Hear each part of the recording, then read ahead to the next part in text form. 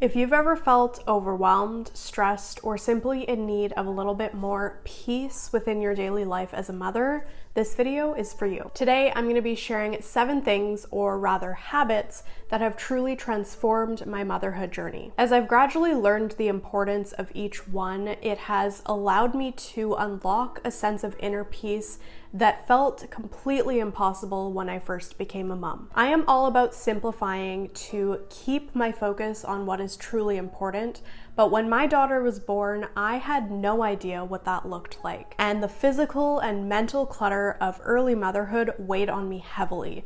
It took me a long time to get out from under that, and these are the things that I wish I knew sooner. So whether you are a seasoned mother who is amidst the chaos right now and you maybe need a reminder of these things, or maybe you are a soon-to-be first-time mama with a little one on the way, I hope that this list encourages you and opens up the door to the possibility of a calmer and less overwhelming motherhood journey. When I first became a mom, for at least the first year, I was so full of resentment, and a lot of the things that I was going through, I resisted.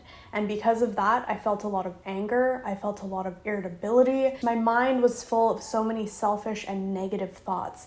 And I just thought to myself, this cannot be what motherhood is meant to be. But I couldn't see past the struggles that I was dealing with. I was so overwhelmed by them in the moment. So what's really turned this around for me has been, first of all, recognizing the season that I'm in, whether that's, the newborn phase of sleepless nights and, the feeding journey and constant fatigue and learning so many new things, or the phase that I'm in now, which is, being a mom to a toddler, someone who's mobile, trying to get into everything, really testing my nerves and just helping me grow in patience, I guess. Recognizing that and then reminding myself of that season when I am in the harder moments, when it's really, really just a struggle, helps me to keep perspective. And it reminds me that what I'm going through is temporary and there is still beauty to be found in it, and it's possible to feel peace within. It certainly doesn't make the struggle easier, but it does provide a sense of calm inside of the chaos. And it also helps knowing that when we're faced with challenges, it is an opportunity for us to grow as mothers and as humans. I completely place my trust in God, and I have faith that everything I go through is a call to be a better mother, a better wife, a better human. Number 2, make it a habit to establish healthy boundaries with social media. I cannot stress this one enough, but especially for first-time moms. As a new mother, everything was so unknown and unfamiliar to me. So I decided that I should listen to all of the different inputs in my life.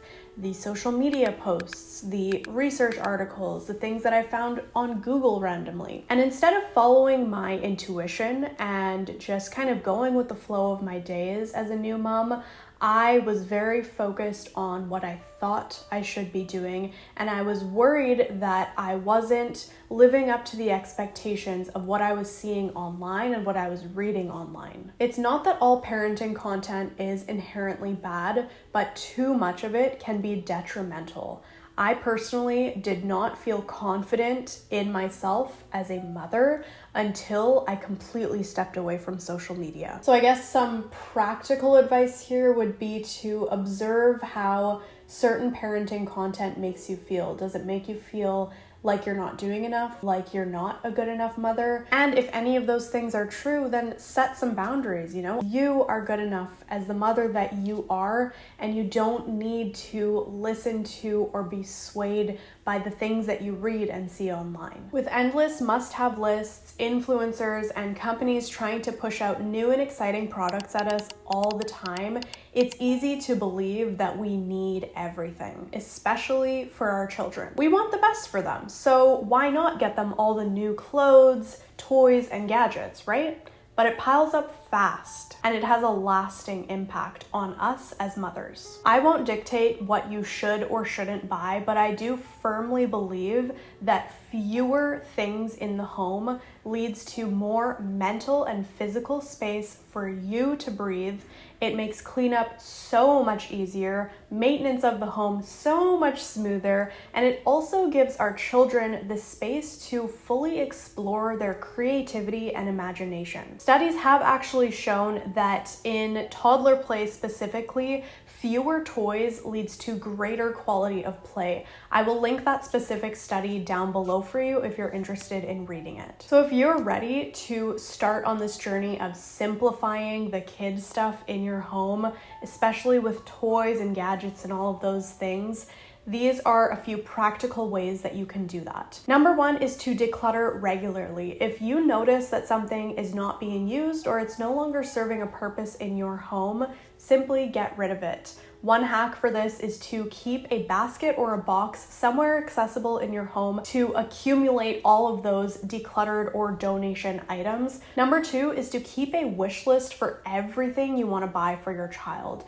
I think it's really easy to go into a store, and I say this from personal experience, to impulsively buy for our kids, even more so than for ourselves, I think. So having a wish list is a great way to be a little bit more intentional about those purchases and therefore bring less stuff into the home. And number three is to just declutter the toys. And I know this is kind of linked with the first one that I mentioned, but if you are truly ready to simplify your child's play space, there's a great video that I recently watched by Paper Town Home. She has such a great 30-minute decluttering method for toys, and I think you might find it helpful too. So I'm gonna link that above here for you and in the description box. Make it a habit to set realistic expectations for your day. I plan my days now based on how I wanna feel at the end of them. And every single day, my desire is the same: to feel full of love and at peace with how I carried myself as a mother, wife, and human. However, the path to this is not a jam-packed schedule or a page-long to-do list. Not only is that exhausting, but it is completely unrealistic when caring for a child or more. My daily expectations have changed dramatically since I became a parent, and that's okay. They are supposed to change. They are not supposed to stay the same as when we had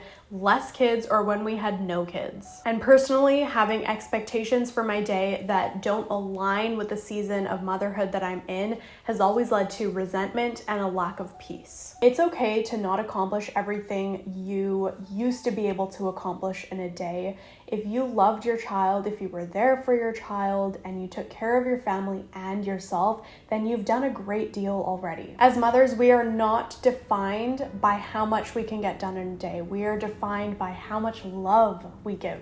Make it a habit to plan nourishing meals for yourself and your family. And I am emphasizing yourself because I don't know about you, I feel like I'm probably not the only one, but I definitely put myself last when it comes to eating nourishing meals, and I am in the process of getting over that habit. So now I am really doing my best to plan ahead, not just for the family dinner meals, but for lunches and snacks for myself as well. Without a plan, the meal times and just the day in general can become a really big source of stress for me, and it also just contributes to a lack of peace in general. So by dedicating just a short amount of time each week to meal and grocery planning, I found a beautiful sense of peace and order in this particular category of motherhood. It allows me to reduce decision fatigue. It decreases the amount of stress around meals and cooking in general. It creates a sort of rhythm and predictability in our household, and it also just ensures that I am feeding myself and my family with balanced and nourishing meals. My energy levels are so much better and my mood is so much better when I'm actually eating nutritious foods. And I think the same would be true for you as well. So make it a priority to just plan ahead. If you want some guidance on that, I do have a video where I share my own meal planning process. Not that you have to to do that, but if you're looking for some inspiration, it might help. Now, cooking was not always my cup of tea. In fact, I really despised cooking before I got married, but I have since learned to embrace this role, and I kind of try to think of myself as the chef of our household because it gives me a little bit more authority in the kitchen, I feel. And one of the ways that I am embracing this role is by just constantly trying to learn new things, even though they may be super simple. Every little bit of learning helps me and it makes me excited to step into the kitchen. So that brings me to today's sponsor, Skillshare. Most recently, I've been taking a class called Cooking Like a Chef, which focuses on 5 fundamental skills for kitchen success. There are so many different things on Skillshare that I've found to be very helpful in my cooking journey. Now, if you're not familiar with Skillshare, it is the largest online learning community for creatives, and that includes mothers, and they have a variety of topics ranging from cooking to productivity, crafting to sewing, you name it. There are thousands of classes available from beginner to advanced levels, and what's really great about it is that each of these classes have been created by industry experts, so you know you're getting top-notch information and lessons in whatever skill you're trying to develop. And what I personally really like about this, especially as a mom, is that each of the lessons are stackable and you can do all of the classes on your own time, so it makes learning so much more flexible. If you are interested in trying out Skillshare for yourself and maybe honing some of your own cooking skills, the first 500 people to use my link in the description will get a 1-month free trial to Skillshare. Make it a habit to allow yourself to be a kid again.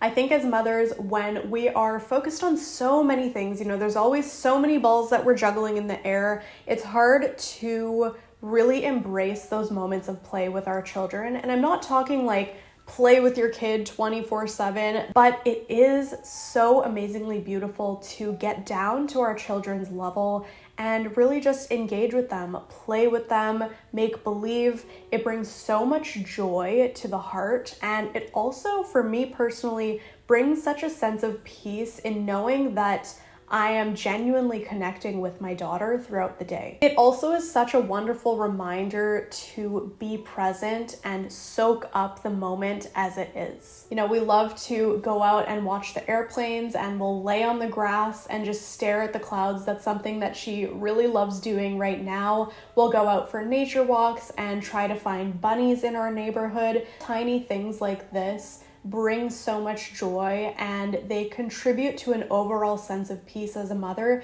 because those are the beautiful moments of motherhood. And lastly, make it a habit to set aside quiet time for yourself as a mom. Just having one child, it is a little bit chaotic in our household, so I cannot imagine what it's like with more children. So if that's your situation, then this is definitely very much for you.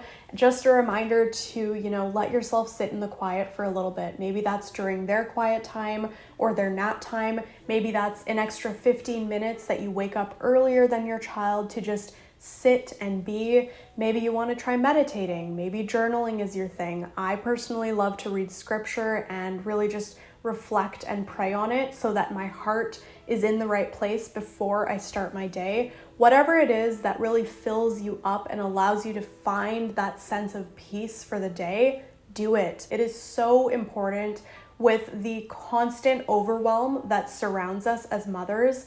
And it is super beneficial, not just for us, but for our children as well. My final message for you is that you deserve to feel peace as a mother, and motherhood can be so much more than just overwhelm, stress, and chaos. It is possible to find calm within the chaos. I really hope that you feel encouraged by this video, and if there's anything that I haven't mentioned that has helped you specifically in your motherhood journey, please comment it down below so that myself and others can feel encouraged by your experience as well. If you're looking for other ways to simplify your life, I do have more videos on that up here that you can watch next. I'm going to be praying for every single mama out there that's watching this, and I'm sending you so much love. Thank you for watching, and I'll see you in the next one.